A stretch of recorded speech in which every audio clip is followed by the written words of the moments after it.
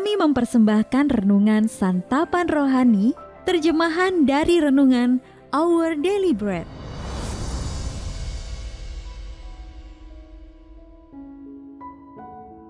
Untuk menerima notifikasi video baru kami, silakan tekan tombol subscribe dan tanda lonceng di bawah ini. Sahabat ODB, pembacaan Alkitab hari ini terambil dari 1 Korintus pasal yang ke-12 ayat yang ke-21 sampai dengan ayat yang ke-26.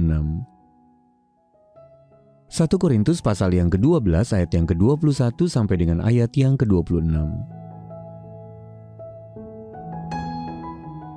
Jadi mata tidak dapat berkata kepada tangan, "Aku tidak membutuhkan engkau."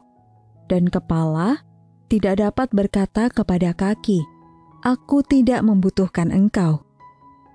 Malahan justru anggota-anggota tubuh yang nampaknya paling lemah, yang paling dibutuhkan. Dan kepada anggota-anggota tubuh yang menurut pemandangan kita kurang terhormat, kita berikan penghormatan khusus. Dan terhadap anggota-anggota kita yang tidak elok, kita berikan perhatian khusus. Hal itu tidak dibutuhkan oleh anggota-anggota kita yang elok. Allah telah menyusun tubuh kita begitu rupa, sehingga kepada anggota-anggota yang tidak mulia diberikan penghormatan khusus, supaya jangan terjadi perpecahan dalam tubuh, tetapi supaya anggota-anggota yang berbeda itu saling memperhatikan. Karena itu, jika satu anggota menderita, semua anggota turut menderita. Jika satu anggota dihormati, semua anggota turut bersukacita. Ayat mas renungan hari ini terambil dari Galatia pasal yang ke-6 ayat yang kedua. Bertolong-tolonganlah menanggung bebanmu, demikianlah kamu memenuhi hukum Kristus. Renungan hari ini berjudul Rasa Sakit Karena Simpati, ditulis oleh Elisa Morgan. Sahabat ODB, ketika jari manis saya terluka, saya memperkirakan sakitnya akan berlangsung berbulan-bulan sebelum jari saya dapat berfungsi kembali seperti sedia kala.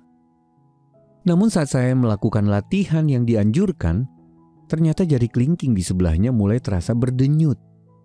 Jadi saya pun berkonsultasi dengan dokter. Lalu kata dokter itu rasa sakit karena simpati. Percabangan antara saraf jari manis dan kelingking menyebabkan ketergantungan satu sama lain.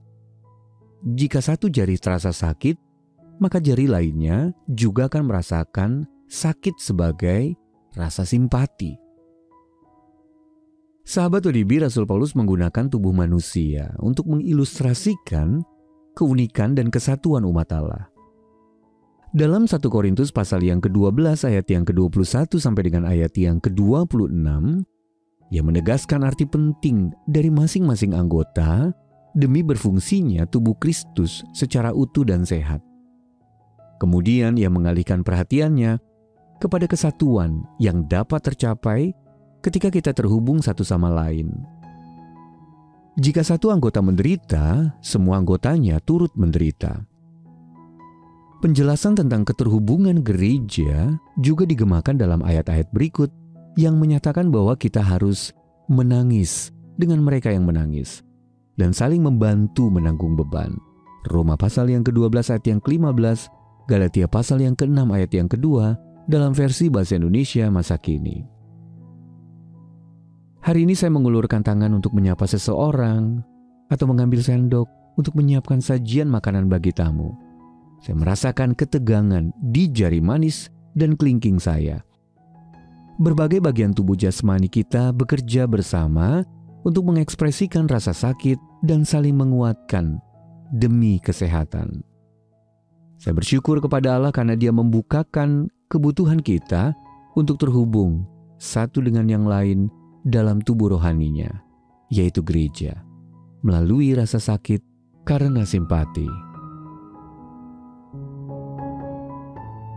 Sahabat ODB, bagaimana cara Allah mengundang Anda untuk menderita bersama orang lain demi menguatkan Anda berdua? Lalu bagaimana orang lain pernah ikut menderita bersama Anda? Mari kita berdoa. Ya Allah, tolonglah aku untuk membuka hatiku bagi undangan-Mu untuk menderita bersama saudara-saudariku, agar kami semua dikuatkan.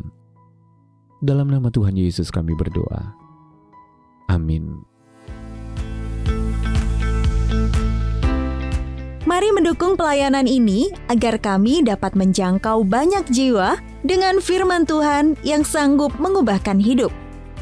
Silahkan scan kris yang tertera di layar untuk memberikan persembahan kasih. Tuhan Yesus memberkati.